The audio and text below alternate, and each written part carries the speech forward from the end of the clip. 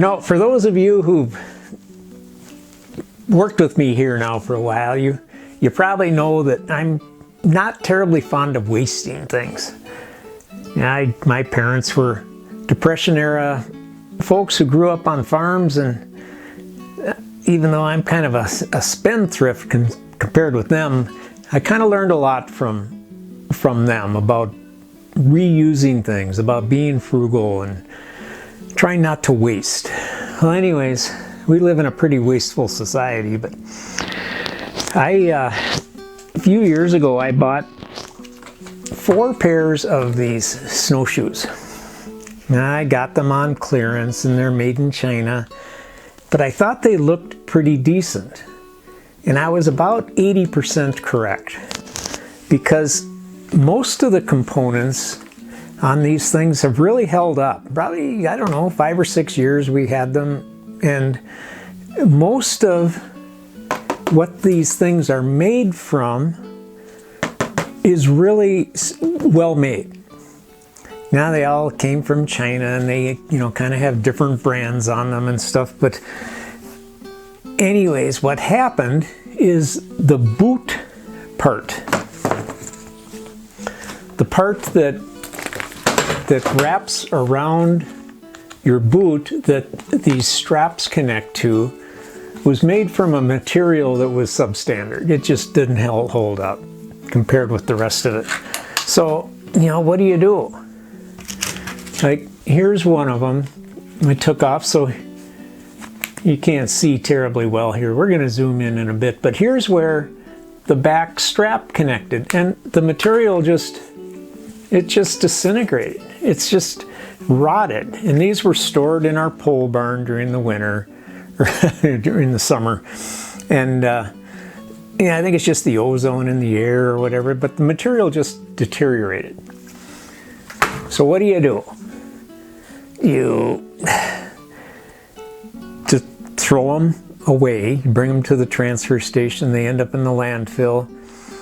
Do you cut them apart and salvage the aluminum and recycle what you can? Or do you try to remake them? Make them back into usable snowshoes. So that's what I wanted to do. So how do you do that? Well, I started thinking of what material I can use to replace this boot part. And I came up with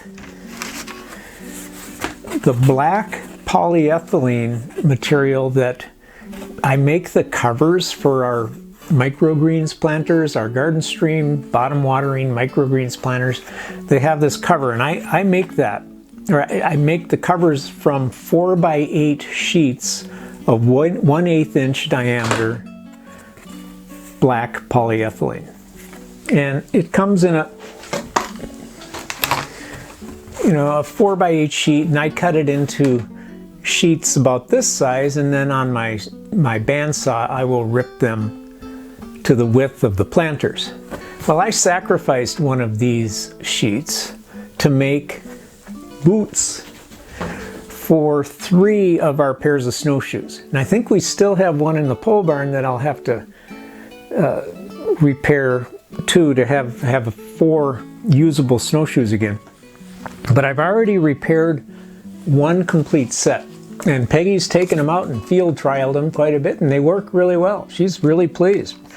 So they really hold up. This polyethylene is the same material that our sleds that we pull behind our snowmobiles and 4-wheeler, and they've had some rough treatment for 20 years. Those things are still holding up really well.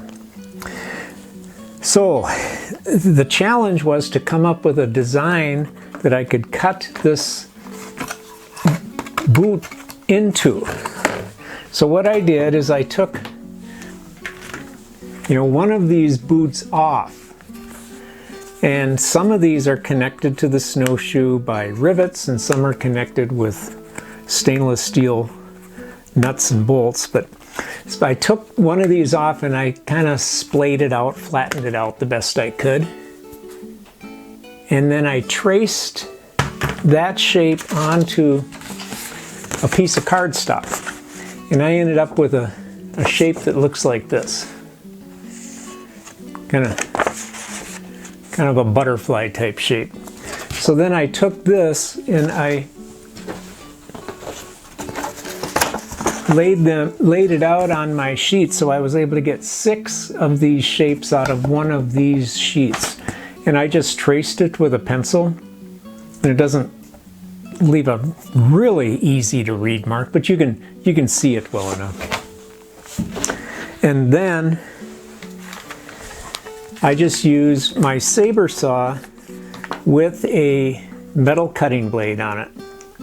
If you use a wood cutting blade, it grabs that plastic and it just bounces and moves all over.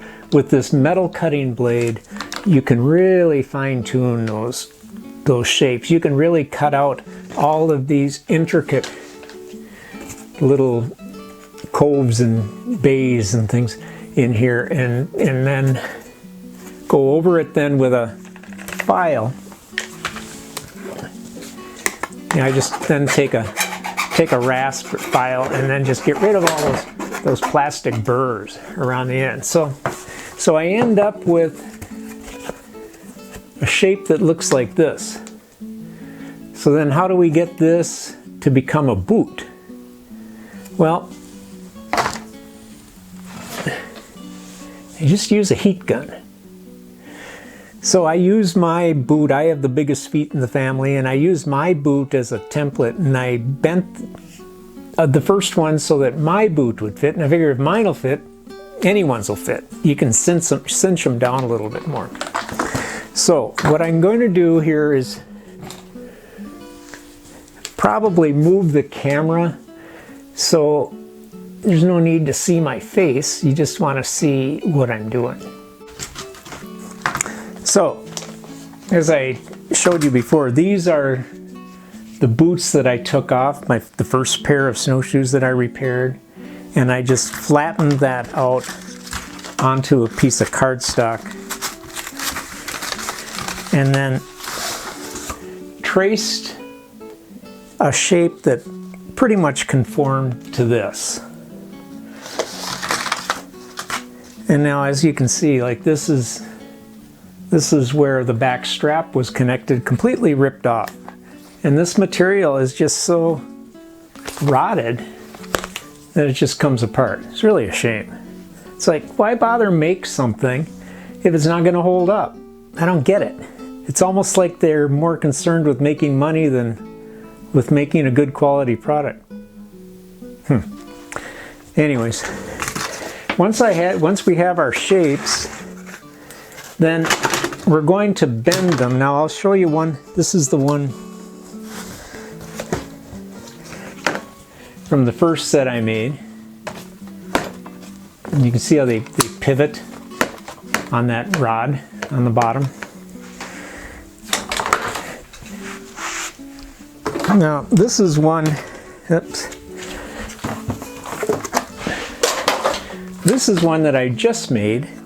And some of these, as I said, some of these are bolted on so you don't have to rivet the bottom part. And so, that's kind of nice. Little stainless steel bolts so you don't have to rivet. The first set I had to rivet. But what we're going to do is bend our boot to conform with this shape so that we can slip our boots into that binding and strap them on. So what we're going to repair is this one right here. So we will remove these bolts and then remove our straps, and I'll show you how to do that, how I do that here in a bit. But first we're going to take one of these and bend it. So this has a textured side and a smooth side. And so I figure the textured side is best on the inside, kind of reduces the friction, maybe the sliding of your boot inside a little bit. But I don't know that it makes a whole lot of difference. But we're just gonna run the heat gun along our bend on both sides. And you can see that, you probably can't see, but this material is already starting to bend and curl up.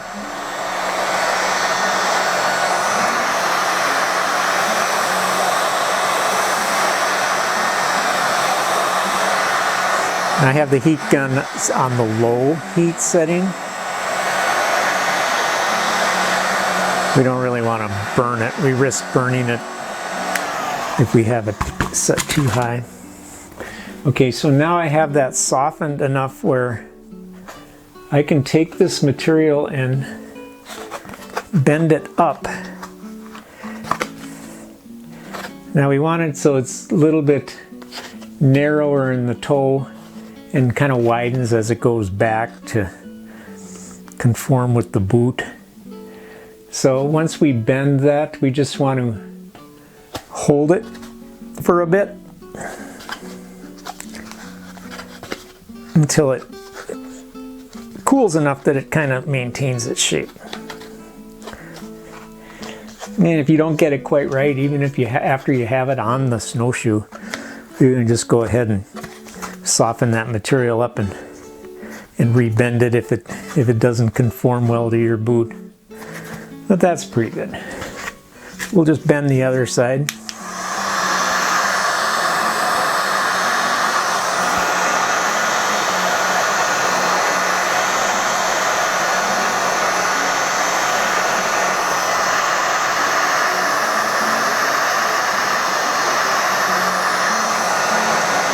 This material gets really hard when it's cold. It doesn't get brittle, but it gets hard.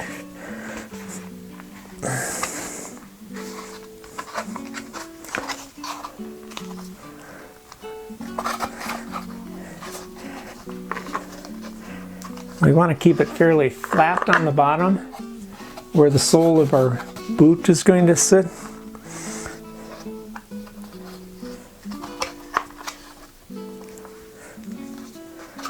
That's pretty good. So now we're going to take that old binding off and install the one we just made. Since this is the one pair that has nuts and bolts holding it on instead of rivets, I'm just going to use an Allen wrench. It's just an Allen head on there, and then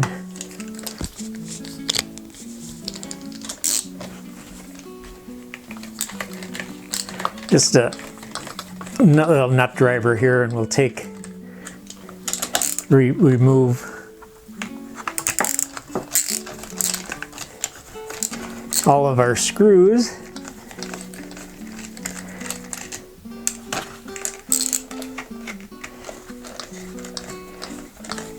And then I'll show you what all the components are in here. So this steel plate was underneath the binding, and that sat on top of this pivot point here, like so. And then these grippers went over that pivot point, and then this plastic cover went over that. And I keep a lot of the snow off that pivoting part, and then the nuts went on the back side.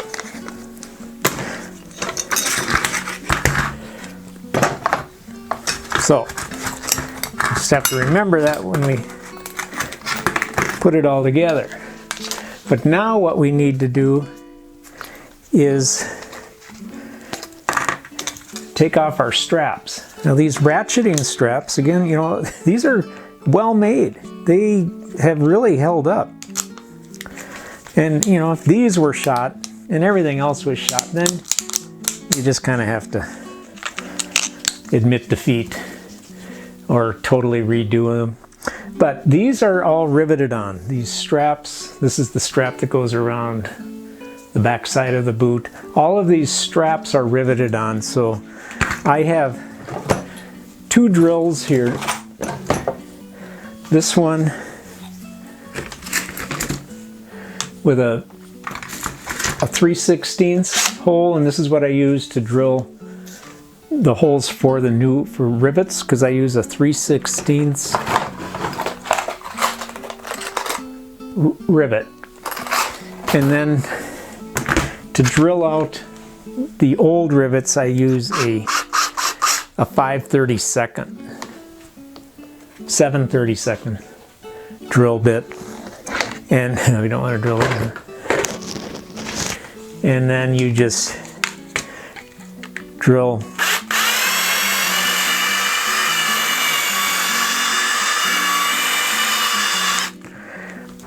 just drill out that rivet. Save the washer. Go ahead and reuse that. And then this is the buckle part that we'll reattach. So we'll just go ahead and finish drilling out all of our old rivets. And then reattach those straps to our new binding.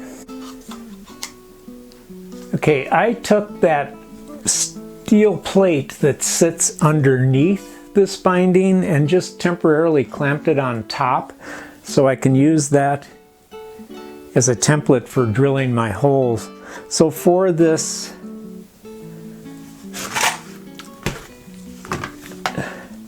top plate, since this polyethylene is really reactive, it really expands and contracts with temperature changes. So I'm going to drill the holes through this material up here on this with the 7/32 drill bit. So I'm just going to drill one hole.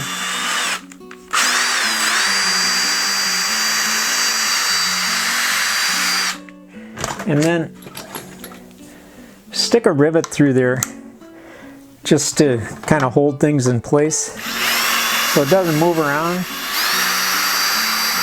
The other thing about that stuff is this polyethylene is very slippery.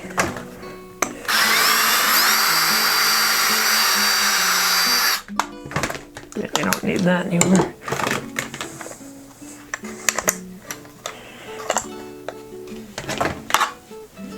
Yeah, I'm just trying to stay focused here.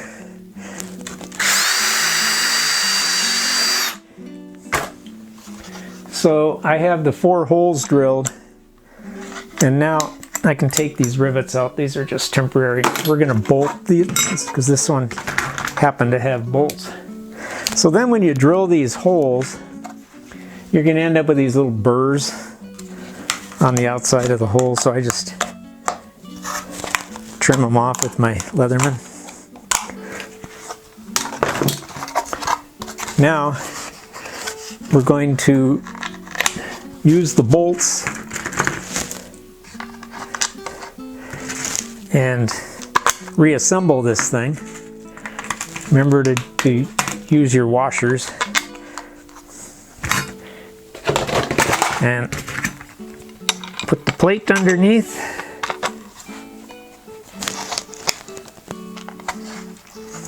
And then this will sit on top with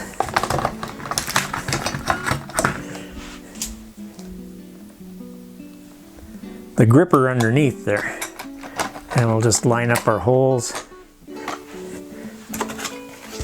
We'll reinstall our little plastic guard thing on the bottom and then bolt it all together. Okay, with our binding now bolted back on, and remember now this particular one had the bolts, but this first one that I did not. This one, the binding, it was riveted on, so I just used 3/16 by 1/2 inch. You need a 1/2 inch rivet to get through all these layers, and then just rivet it on rather than bolt it. But now that we have our binding attached, we're going to reattach all of our straps. And for that, I'm just using the 3/16 bit, and I'm going to just drill through each of my projections here that, you know, set them back 3/4 of an inch or so you get enough good material that nothing's going to pull through.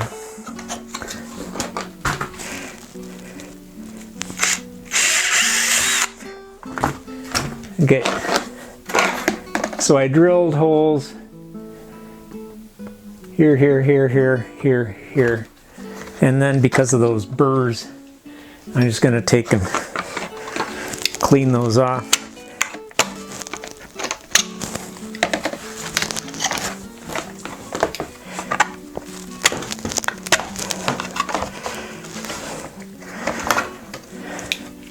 Now, to reattach this, I use 3/16 large flange by 1/4 inch rivets. Now rivets are measured, they'll say 1/4 inch because that's the maximum gripping range that they can take. So I put them in so that the flange is on the inside, because you don't want rivets sticking into your boots. So now this one I did so the buckles are on the left side. This will be the left foot. So for this one, I'll reattach the buckle part, the ratcheting buckle on the right side. So I'll just show you one of these and then you can get the idea how to do this. So we'll put the strap through on the outside of our binding and then put one of the washers that you saved from when you drilled out the old rivets. And then we're going to use our rivet tool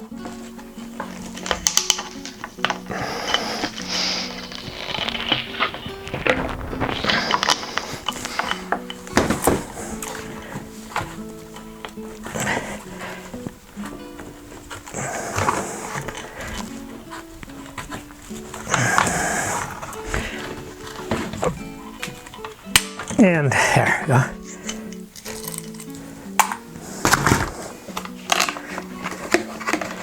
So we've riveted our first strap on. And then we'll just do the same thing for all the other straps. Well, maybe here's the buckle part, so go ahead and stick that on there. Okay, just put that in. Whoops. I always forget when I put my chin over my microphone, I sound like I'm talking through a pillow. And then I go ahead and, even though the rivet on this metal buckle is going through metal, I still stick a washer on the inside. I have them, so what the heck. The hole through that steel is a little bigger than 3/16.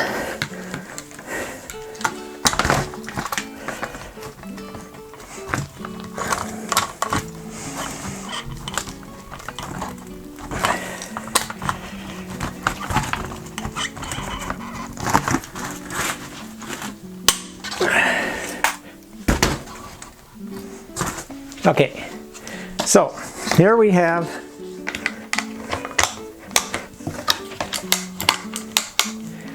the front buckle, and this polyethylene is pliable enough that it'll really pull in and conform to the top of the boot. And my feet are substantially bigger than Peggy's, and the first pair I made fit both of our boots perfectly.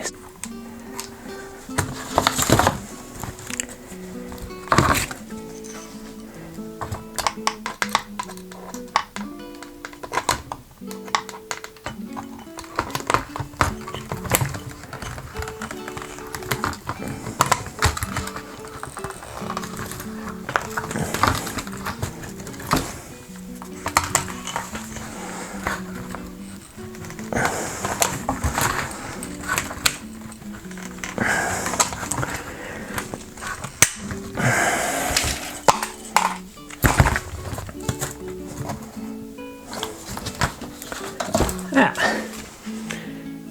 One more set done. So, just another idea for someone who might be in a similar situation. This is just another thought. Okay, well, this is a possibility. Every brand is going to be different. These are Sherpa. These are Yukon Charlie's, little plate they put on top, but on the little gripper thing it says Sherpa series. They all kind of get spit out of the same factories, I think, but anyways, it's just another way to try to stay a little self-reliant, a little more self-sufficient, self-reliant in a world where it's becoming increasingly difficult to do so. So until next time, this is Mark again with Backwood Basics. So let's just keep doing these projects together.